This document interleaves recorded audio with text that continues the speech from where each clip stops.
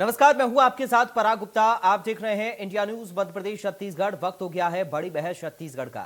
आज बात करेंगे आरएसएस प्रमुख मोहन भागवत के जाति प्रथा पर दिए बयान की। राष्ट्रीय स्वयंसेवक संघ प्रमुख मोहन भागवत ने जातिवाद को लेकर बड़ा बयान दिया था, जिसमें उन्होंने कहा था कि जातिवाद भगवान ने नहीं बनाया है, ये पंडितों ने बनाया है, और कहा कि मेरे लिए सभी एक हैं, उनमें कोई जाति वर्ण नहीं है। लेकिन पंडितों ने श्रेणी बनाई, वो गलत था। देश में विवेक चेतना सभी एक है, उसमें कोई अंतर नहीं, बस मत अलग अलग हैं। उन्होंने कहा कि जब हर काम समाज के लिए है तो कोई ऊंचा, कोई नीचा या कोई अलग कैसे हो गया।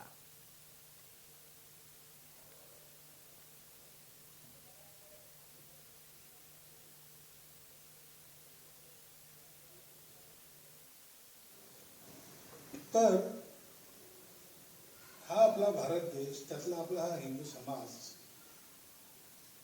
हा खरोखर धर्माने वागून मोठा व्हावा आणि त्यांनी जगाचं कल्याण करावं, आज आपली परिस्थिती सगळ्या जगात अशी आहे की असं काही करू शकतो हे स्वप्न आपण सगळं पाहू शकतो। नाहीतर 40 वर्षापूर्वी असं कोणी म्हटलं असतं तर आपण त्याला हसून उडवून राहिलो असतो, अशी आपल्या देशाची स्थिती होती। पण जगामध्ये प्रतिष्ठा, बल, पुढच्या भविष्यामध्ये काही संभावना, या सर्व दृष्टी। वहीं पूरे मामले में शंकराचार्य अभी मुक्तेश्वरानंद ने कड़ी आपत्ति जताते हुए कहा कि मोहन भागवत ने कोई अनुसंधान किया है क्या, ये सब राजनीतिक ध्रुवीकरण के लिए हो रहा है। सुनिए। जो है वो ध्रुवीकरण के प्रयास करती रही। कई तरह से ध्रुवीकरण के प्रयास होते हैं। आप देखिए, पहले बीपी सिंह के समय में मंडल का मंडल नाम से आप लोगों ने इसी चीज़ को देखा था, तब भी जातियों को बांटने की कोशिश की गई थी। अभी फिलहाल इस समय धर्म के आधार पर गोलबंदी है, ध्रुवीकरण है। अब इसको ख़त्म करके कुछ लोग चाहते हैं कि जो बहुत बड़ा हिंदू समुदाय है, इस हिंदू समुदाय में दो भाग कर दिए जाएं। अगड़े आज इसी मुद्दे पर करेंगे चर्चा, लेकिन उससे पहले सुनिए बीजेपी कांग्रेस ने इस पूरे मामले पर क्या कुछ कहा। और मैं मानता हूं कि इससे बहुत जटिलता आई है समाज में, और कहीं ना कहीं विकास में रोधक रहा है। लेकिन मोहन भागवत जी को बहुत देर में समझ में आई। इनके पार्टी के जो बैठक होते हैं, इनके संगठन के, उसमें इस बात का समावेश होना चाहिए कि मनखे मनखे एक समान, मानव और मानव में भेद नहीं होना चाहिए, जो गुरु घासीदास जी ने कहा है। लेकिन इसमें जाति और धर्म के नाम पर लोगों को हमेशा लड़ाने का जो काम चलता है वो बंद होना चाहिए। मोहन भागवत का एक बयान सामने आया है। उस बयान में जो है, उस बयान को लेकर अमरजीत भगत का भी बयान सामने आया। उन्होंने साफ तौर पे कहा कि इनको जो है पहले समझ जाना था, अब समझ में आ रहा है इनको जाति वाले बयान को। देखिए, अमरजीत को कुछ मालूम है नहीं। इनके मंत्री उल जलूल बयान देते रहते हैं, और क्या समझाने समझने की बात है, ये क्या समझाएंगे जो खुद नहीं समझते हैं।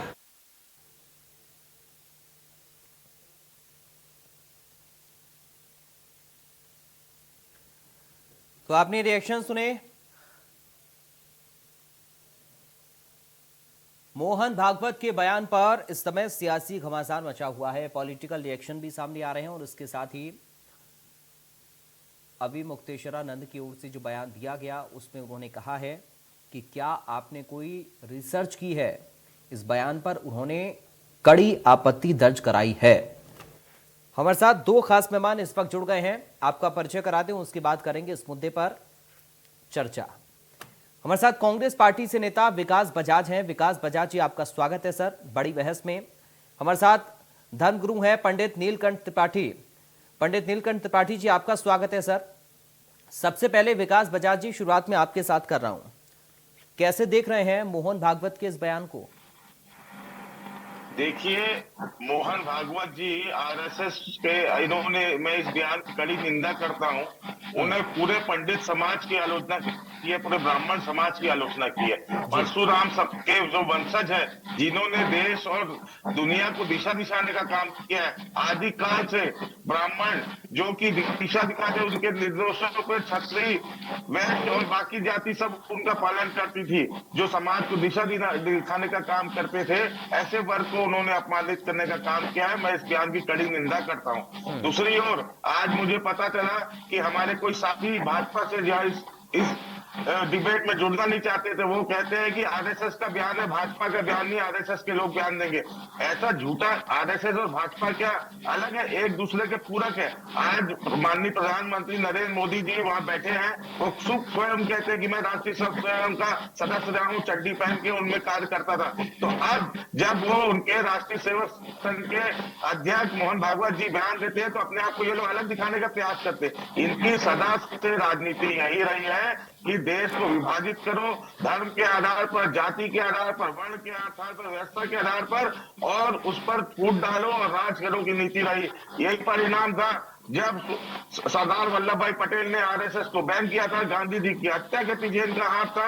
देश में अलगाव और द्वेष फैलाने का लगातार ये लोग काम करते हैं, तो इनकी नीति खराब है, इनकी नीयत खराब। ये तो महिलाओं का सम्मान आज तक नहीं किए, भारत माता का सम्मान आज तक नहीं किए। तिरंगा फहराने में आरएसएस को 52 साल लग गए अपने मुख्यालय में। कभी महिलाएं इनकी आज अध्यक्ष नहीं बन पाई। महिलाओं को एक घृण दृष्टि से देखते हैं, तो ये लोग हमेशा विभाजनकारी काम करते हैं। मैं इस बयान की कड़ी निंदा करता हूं और उनसे माफी मांगने की अपील करता हूं। ठीक है, पंडित नीलकंठ त्रिपाठी जी, सर आपका रिएक्शन चाहूंगा मैं मोहन भागवत के इस बयान पर।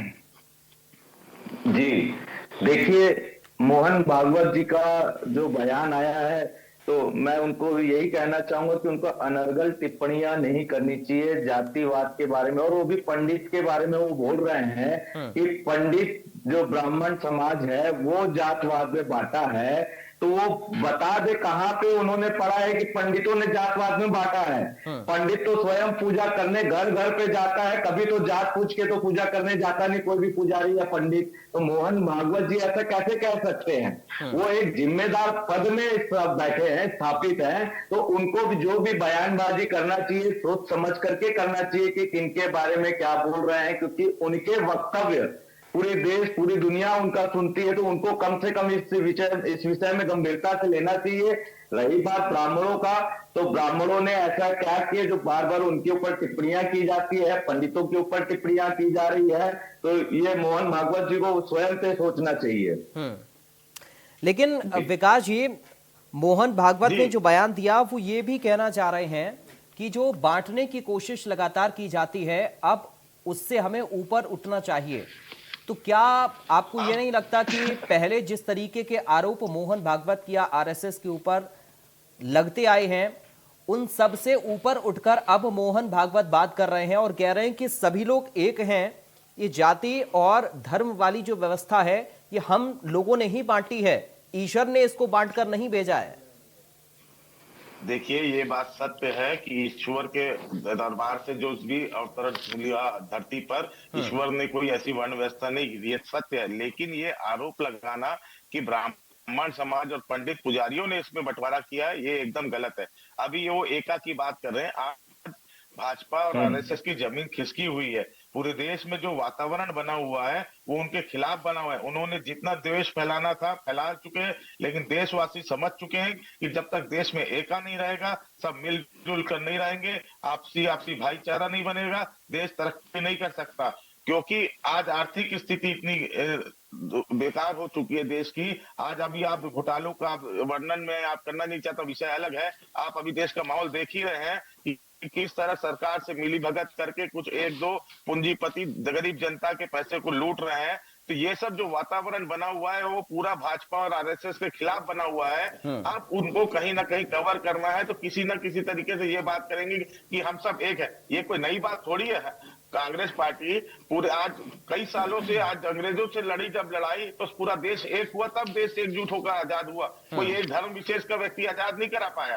तो हम तो हमेशा सर्वधर्म सद्भाव की बात करते हैं, देश में एकता की बात करते हैं। लेकिन अब इनको कहां से याद आ रहा है, जब हमेशा इनकी बात यही रही कि देश को विभाजन करो, चाहे धर्म के आधार पर, चाहे सीमाओं के आधार पर। अभी देखिए कर्नाटका में, महाराष्ट्र में दोनों जगह भारतीय जनता पार्टी की सरकार है, वहां नदी के पानी को लेकर विवाद क्रिएट किए हुए हैं। क्यों क्रिएट किए हुए हैं कि 3 महीने बाद वहां लेकिन कर्नाटका अभी में तो वो चुनाव जोड़ने होना की वाला बात कर रहे हैं ना विकास जी, मोहन भागवत अभी तो जोड़ने की बात कर रहे हैं। सुनिए, अगर उनके मन में ये बगुला भगत वाली बात है, ऐसा है महोदय, ये बगुला भगत वाली बात है, मुंह में राम बगल में छुरी वाला जो कंसेप्ट है ना, वो लेके चल रहे हैं। अगर वो जोड़ने की बात करते हैं तो स्वागत है, लेकिन अगर मन में द्वेष है और मुंह में कुछ और है तो उसकी मैं निंदा करता हूँ, उसका कोई स्वागत नहीं होगा।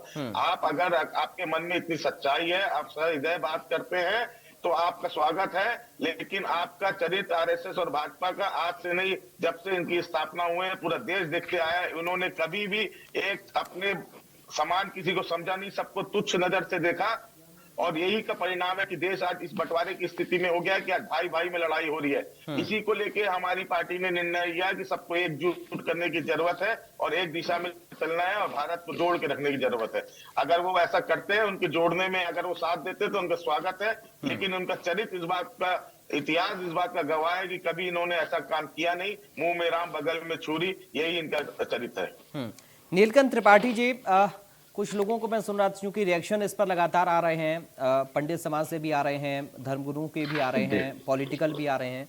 कुछ लोग ये भी कह रहे हैं कि धार्मिक जो किताबें हमारी हैं उनमें इन बातों का जिक्र है।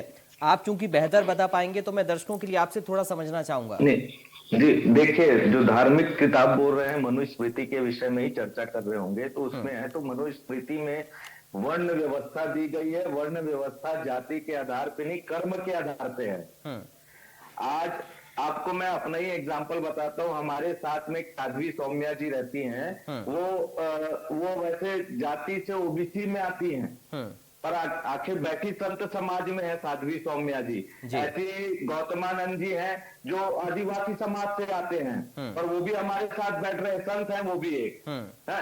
तो आप ब्राह्मण जातिवाद में बांटा का, आपका कर्म है जैसा रहेगा उसके अनुसार आपकी जाति तय होती है।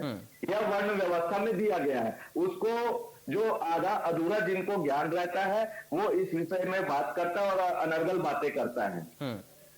लेकिन आपको ऐसा लगता है क्या कि राजनीतिक ध्रुवीकरण के लिए सब हो रहा है? चूंकि रिएक्शन से कुछ पॉलिटिकल ऐसे भी मिल रहे हैं कि ये राजनीतिक ध्रुवीकरण के लिए इस तरीके की बातें कर रहे हैं भागवत साहब। जी बिल्कुल बिल्कुल, कहीं ना कहीं ये राजनीति ध्रुवीकरण है जिसके कारण ये बातें कर रहे हैं। भाई ब्राह्मण पंडित भी जो है आप देखेंगे तो हर जाति में ब्राह्मण पाए जाते हैं, चाहे वो सिंधी हो, मरवाड़ी हो, छत्तीसगढ़ी हो, हर कास्ट में ब्राह्मण पाए हैं। तो ब्राह्मण तो एक करने का काम करता है, पंडित तो एक करने का काम कर रहे हैं, तो कहां से जाति में बांटने का काम किए? बीजेपी एक तरफ हिंदुत्व की बात करती है कि सभी हिंदुओं को एक करना है, दूसरी तरफ ये पंडित जाति में बांट रहे हैं। ऐसा जो उनके मुख्य है मोहन भागवत जी जो बात कर रहे हैं, वो उनको नहीं करना चाहिए ये, क्योंकि एक तरफ आप हिंदुओं को एक करने की बात करें, दूसरी तरफ आप एक जाति के बारे में ऐसी टिप्पणियां कर रहे हैं।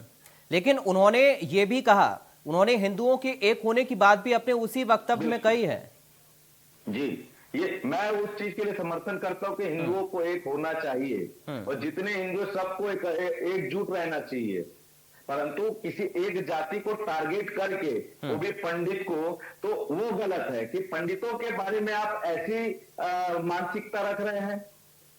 आप एक जाति को अलग रख रहे हैं, बाकी हिंदू समाज को एक करने की बात कर रहे हैं, जबकि पंडित तो हर घर में जा रहा है, हर हिंदू की जाति घर में जाकर के पूजा पाठ करते हैं, तो कहां से जाति में बांटने का काम कर देंगे?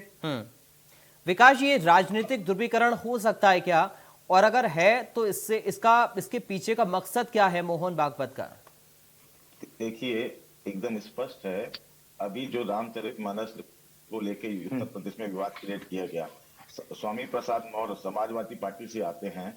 आज उन्होंने इस प्रक्रिया को, ये जो रामचरितमानस का अपमान किया गया उसको आज घटित घटना हुआ है, 7 से 8-10 दिन हो गया है। आज योगी आदित्यनाथ वहां मुख्यमंत्री हैं, सबसे पावरफुल मुख्यमंत्री कहते हैं अपने आप को। क्यों नहीं अभी तक उनको अरेस्ट किया गया? क्यों नहीं दोषियों पर कार्रवाई की गई? क्योंकि उनको राजनीतिक रोटी सीखना है, इस मुद्दे को गर्म करना है। धर्म की आड़ पे राजनीति करना, राम के नाम पे राजनीति करना, गाय के नाम पे राजनीति करना, हिंदू मुसलमान के नाम पे राजनीति करना, ये इनका यही मूल आधार है, इनका स्ट्रेटेजी है। जैसे आप मॉडर्न और ऑपरेंडी अंग्रेजी में शब्द है, इनका यही तरीका है और ये जो कहते हैं कि हम एकजुट करने की बात कर रहे हैं, ये एकदम सरासर गलत है। जब इनकी कोई ऐसी बात हो जाती है जो इनके ऊपर से निकल जाती है, उनको उल्टी पड़ जाती है, तब ये फिर वापस इस स्टेज पे आते हैं कि हमको एकजुट करने की बात है। भाई हम भी सनातन धर्मी है। सनातन धर्म 5000 7000 वर्ष पुराना धर्म है, और सनातन धर्म को जो समझता है वो जानता है कि राम राज्य की कल्पना क्या है, कि सब राम राज्य में सब खुशी हो, चाहे वो किसी भी वर्ग और किसी भी धर्म का हो। यहाँ कोई किसी में भेदभाव नहीं होता। तो ये हिंदू राष्ट्र की बात करते हैं जिसकी कोई कल्पना नहीं है। हमें राम राज्य की बात करना है। कांग्रेस राम राज्य की बात करती है, प्रभु श्री राम के बताए हुए रास्ते पे, जहाँ सभी समाज सभी वर्ग को लेके चलना है, सबकी संस्कृति का सम्मान करना है, सबकी बोली भाषा का सम्मान करना है, सबके धर्म का सम्मान करना है। ये होता है भारत जोड़ो। लेकिन इनका हमेशा से डिवाइसिव पॉलिटिक्स रही, वो एकदम गलत है। चलिए सर, आज बहुत शुक्रिया, आप दोनों जुड़े, अपनी अपनी बातों को आप लोगों ने रखा हमारे इस प्रोग्राम में, और बहुत शुक्रिया एक बार फिर से विकास जी आपका और नीलकंठ त्रिपाठी जी आपका। तो आपने मोहन भागवत का बयान सुना, उस बयान के बाद रिएक्शंस भी आपने सुने। अब लगातार सियासी बयानबाजी भी इस मुद्दे पर हो रही है, पंडित समाज की ओर से भी, ब्राह्मण समाज की ओर से भी, जो अलग अलग संगठन बने हुए हैं ब्राह्मण समाज के, उनकी ओर से भी लगातार रिएक्शंस इस पूरे मामले को लेकर सामने आ रहे हैं। और देखना होगा कि आगे इस पूरे बयान को लेकर और किस तरह की प्रतिक्रियाएं सामने आती हैं, या फिर क्या मतलब और मोहन भागवत के इस बयान के निकाले जाते हैं। फिलहाल के लिए अभी मुझे दीजिए इजाजत, बाकी खबरों के लिए आप बने रहिए।